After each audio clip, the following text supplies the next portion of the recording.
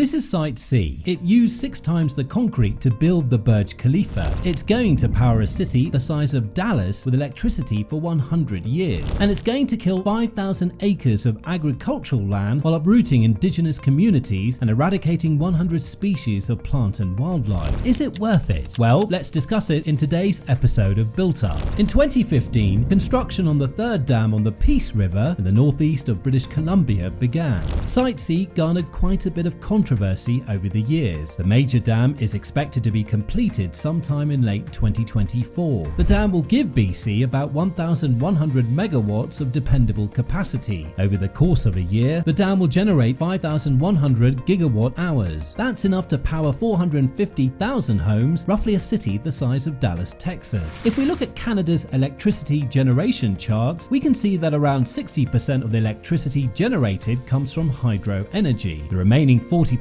is split rather equally among nuclear, natural gas and other sources. Other than China and Brazil, Canada is the third largest hydropower producer in the world. In 2022 alone, they produced 393 terawatt hours. The Site C dam will increase this production capacity to 8%. To achieve this tremendous production capacity, Canada operates 475 hydroelectric power plants. So you could say that Canada has quite a bit of experience constructing major hydroelectric dams. When constructed, the Site C dam is going to be 1,000 meters, 3,300 feet long, 500 meters or 1,650 feet wide, and with a height of 60 meters or 180 feet, this dam will contain 16 million cubic meters of earthfill material. Now, some of the earthfill was excavated on the construction site, while other materials had to be carried on a 5-kilometer long conveyor belt. This was done because British Columbia wanted to build a dam that could withstand an earthquake that happens every 10,000 years in the region.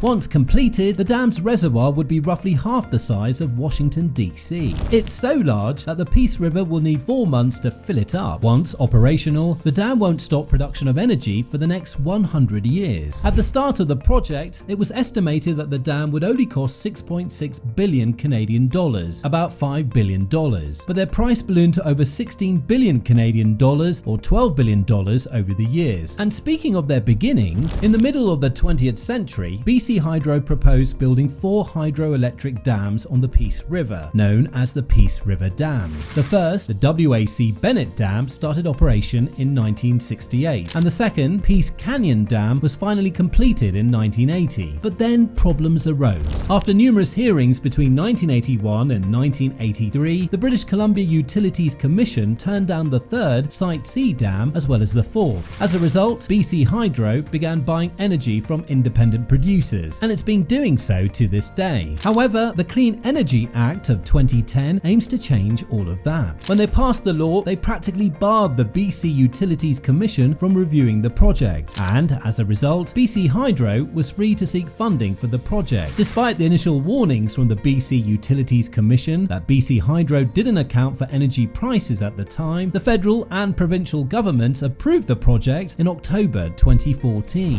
By December of that year, the government of British Columbia greenlit the project, which meant that construction would freely begin in 2015. After the 2017 review of the BC Utilities Commission, they said that the government would need to spend an additional $1.8 billion. But because cancelling the project would have been more costly than continuing because of the $4 billion sunk cost, the local government continued construction. After 8 years of hard work, the Site C dam finally began filling up its reservoir in August 2024. If the 4-month filling period is respected, then the artificial lake will be operational by December. To build the dam, the Canadians used 1.68 million cubic meters of concrete. They used roller compacted concrete into 3 different buttresses to build this massive structure. Of the 4 roller compacted concrete dams in Canada, Site C will be the largest by volume, measuring 2.2 million cubic meters. To put that into perspective, the Site C dam used 6 times the concrete to construct the Burj Khalifa, the tallest building in the world. If you were to take the 3 major buttresses and put them together, they would be 800 meters long and 70 meters wide. This massive concrete block is the reason the Site C dam will be able to withstand a cataclysmic earthquake. But as the Site C dam nears completion, critics of the dam, including political figures like Joyce Hawkins from the Narwhal Indigenous groups and even environmental activists, point out the major problems that could arise in the coming years. For 30 30 years, the locals have been bombarded with reasons to flood 50,000 acres of the Peace River Valley. This land was suitable for agricultural production and was home to a diverse ecosystem of plants and animals. But alas, it's going away. They're going to destroy agricultural land that could feed 1/4 of British Columbia's population, or 1 million people. To make matters worse, this dam will forever ruin the habitat of 100 different species of birds, mammals, butterflies and plants. And the negative effect of the Site C dam would be felt around 1,000 kilometers downstream.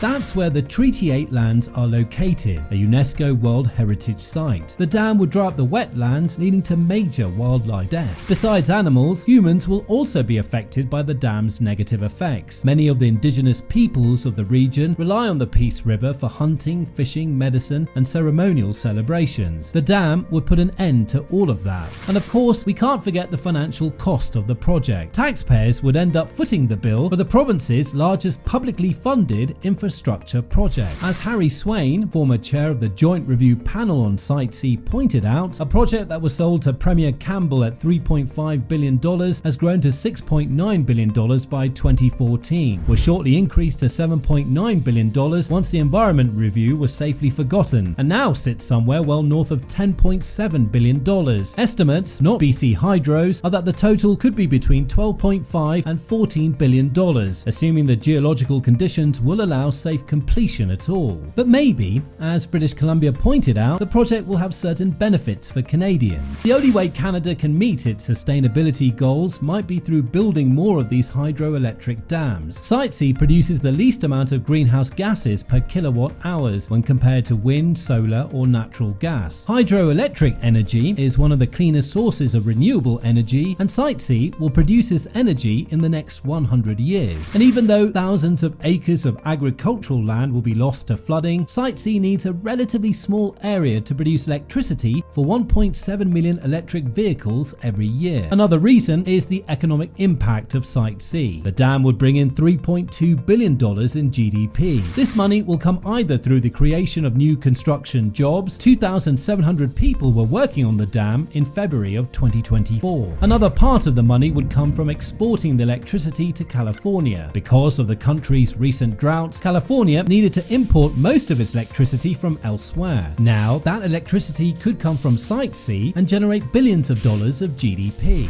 But what do you think? Will the Site C dam bring in more jobs and benefits for the locals, or will it be just another unnecessarily expensive infrastructure project? Now, here's another video mega project enthusiasts enjoyed watching. Bye for now.